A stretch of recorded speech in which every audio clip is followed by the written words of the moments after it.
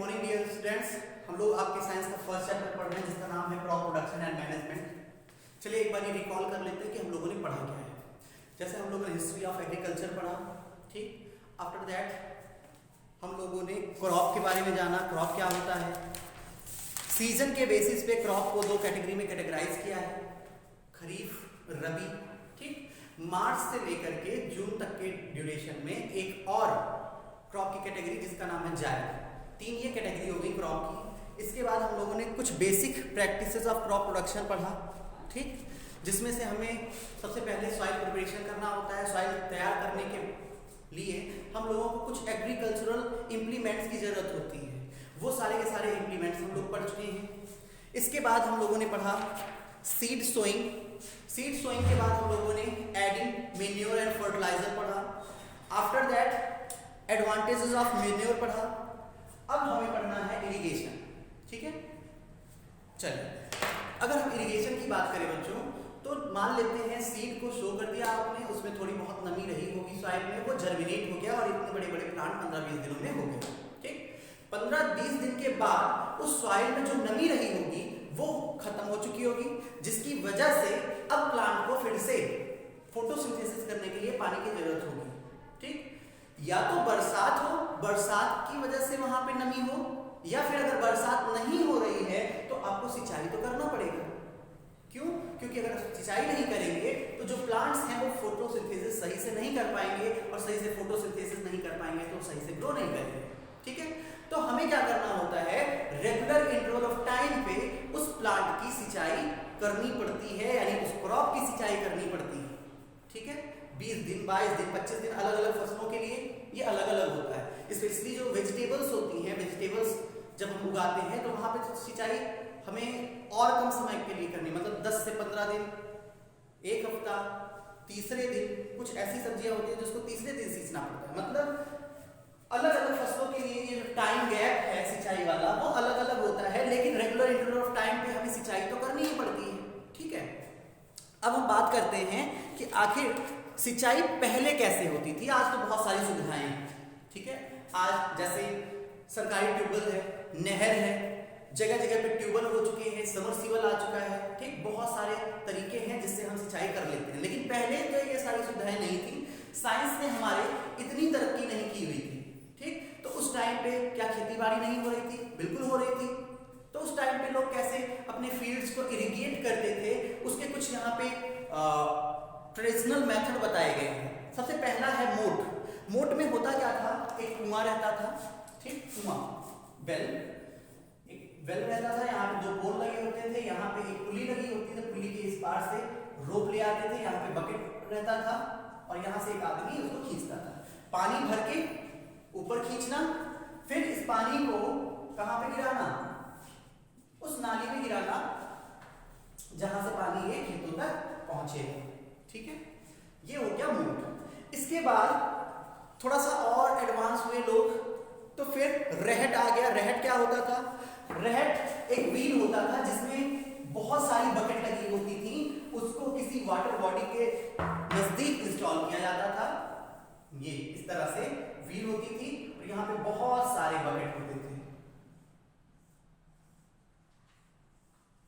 इस तरह से बहुत सारे बकेट होते हैं चारों तरफ, और जानवरों के थ्रू इसको चलाया जाता है, ठीक। और यहाँ पानी भरा होता है नीचे। जब ये रहट नीचे आता है तो बकेट में क्या होता है, पानी भर जाता है, और जब ये ऊपर जाता है तो ये पानी यहाँ पे ऐसे गिरता है, नाली से होता हुआ ये पानी कहाँ पहुंच जाता है, फील्ड तक पहुंच जाता है। अगर मोट के कंपैरिजन में बात करें तो रहट तो काफी ज्यादा यूजफुल है, ठीक। फिर आया ढेकली, इसके बाद आया चैन पंप। जो चैन पंप है, इन सब ट्रेडिशनल मेथड्स में जो चैन पंप है वो थोड़ा सा टेक्निकल था, ठीक।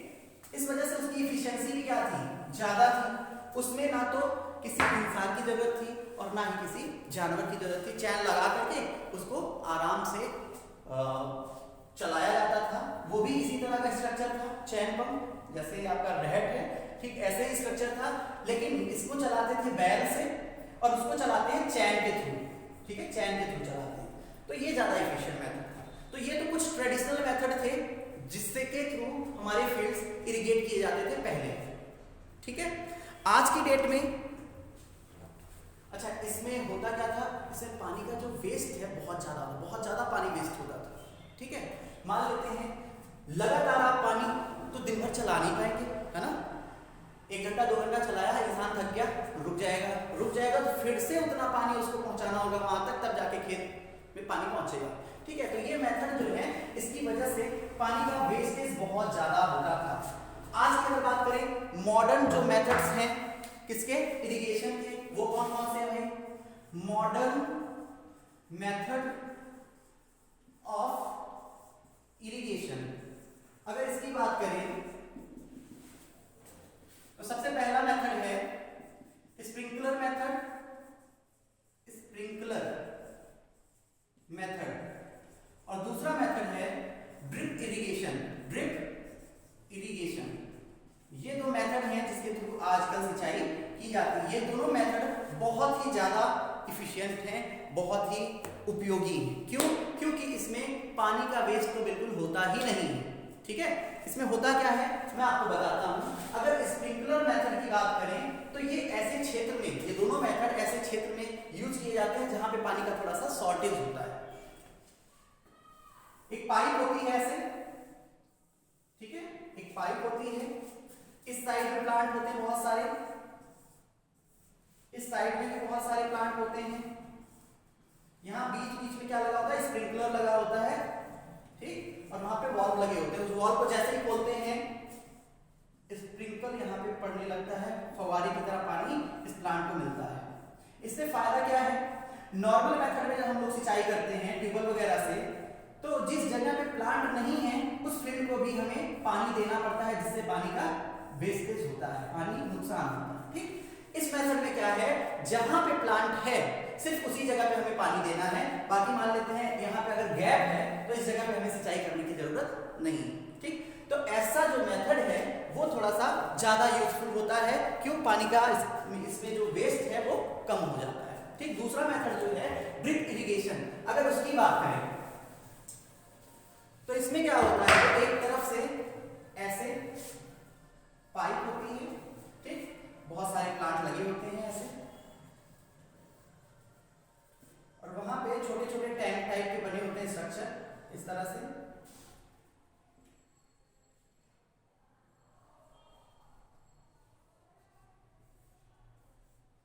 छोटे छोटे टैंक लाइक स्ट्रक्चर बने होते हैं। ठीक है, इस पाइप से पानी आता है इस टैंक में, और यहाँ पे ये लोग क्या कर देते हैं, थोड़ा सा होल कर देते हैं, तो एक एक बूंद पानी प्लांट को मिलता रहता है, पूरे दिन मिलता रहता है, और एक बूंद भी पानी इस मेथड में वेस्ट नहीं होता, सारा का सारा पानी प्लांट की रूट तक जाता है, और ये मेथड बहुत ही ज्यादा यूजफुल है।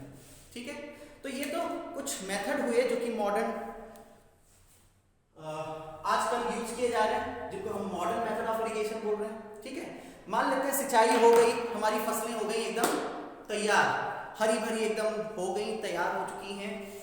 तो जब फसलें तैयार होती हैं तो सिर्फ और सिर्फ खेतों में फसलें नहीं होती, कुछ घास फूस भी उगाती है, अनडिजायर्ड होती है। ठीक है, जिसकी हमें जरूरत नहीं, हम तो फसल उगाना चाहते हैं, लेकिन साथ में उसके कुछ घास भी आ जाती है। अब जरूरत किस चीज की होती है, उसको रिमूव करना। पहले क्या होता था, पहले उन वीड्स को मैनुअली रिमूव किया जाता था, जिससे होता क्या था, हमारी जो फसलें हैं उनका भी नुकसान होता था, वो भी कभी कभी कट जाते थे। ठीक है, फिर क्या हुआ, हम लोगों ने कुछ ऐसे केमिकल्स का यूज करना शुरू किया। आजकल हम लोग उन्हीं केमिकल्स का यूज करना शुरू कर रहे हैं, यानी करते हैं, जिनको बोलते हैं हम क्या, वीडीसाइड बोलते हैं, खरपतवार नाशक दवाइयां। ठीक है, जो खेतों में हम लोग डालते हैं, उनका छिड़काव करने पे खरपतवार नहीं उगते। ठीक है, अगर उग भी गए तो फिर से उनके लिए कुछ केमिकल्स आते हैं, वो डाल दीजिए, तो आपकी फसल को कोई नुकसान नहीं होगा, वो जो वीड्स हैं वो आपके खेतों से हो जाएंगे रिमूव। ठीक है, इसके अलावा कुछ पेस्ट होते हैं ना, पेस्ट, वो हमारी फसलों को डैमेज करते हैं, जैसे लीव्स को काट लेना, खेतों में चूहों का लग जाना। ठीक है, इस तरह से फिर वहां पे केमिकल का यूज किया जाता है जिसको बोलते हैं पेस्टिसाइड। इन टोटल हम ये कह सकते हैं कि हमारी जो फसलें हैं उनको तैयार करने के साथ साथ हमें उनको प्रोटेक्ट भी करना होता है। कब तक? जब तक अनाज हमारे घर तक ना पहुंच जाए। अनाज हमारे घर पे पहुंचने के बाद भी हमें उस अनाज को प्रोटेक्ट करना होता है। चलिए आगे आगे हम अभी देखेंगे। फिलहाल तो ये समझ लीजिए आप वीडीसाइड का यूज करते हैं, क्यों? वीड्स को रिमूव करने के लिए। वीड्स होते क्या है? छोटे छोटे खरपतवार होते हैं जो कि अनडिजायर्ड होते हैं, खेतों में उगाते हैं, ठीक। दूसरा पेस्टिसाइड का यूज करते हैं पेस्ट को अपने खेतों से दूर रखने के लिए। मान लेते हैं ये सारी चीजें हम लोगों ने कर ली, प्रोटेक्शन कर लिया अपनी फसलों का, फसल हमारी पूरी तरह तैयार हो चुकी है। अब उसको हार्वेस्ट करने की बारी आई। अगर हार्वेस्ट की बात करें तो पहले कैसे हार्वेस्टिंग होती थी? मैनुअली होती थी, काफी टाइम कंज्यूमिंग होता था, आप देखते थे महीनों हार्वेस्टिंग चल रही है, ठीक। लेकिन आज की डेट में क्या है, साइंस ने इतनी तरक्की कर ली हुई है कि कंबाइंड हार्वेस्टर वहां पे यूज होता है। कंबाइंड हार्वेस्टर होता क्या है, एक ही बार में वो फसलों की कटाई कर देता है और बहुत ही कम समय में बहुत ही ज्यादा वो काम करता है, ठीक है।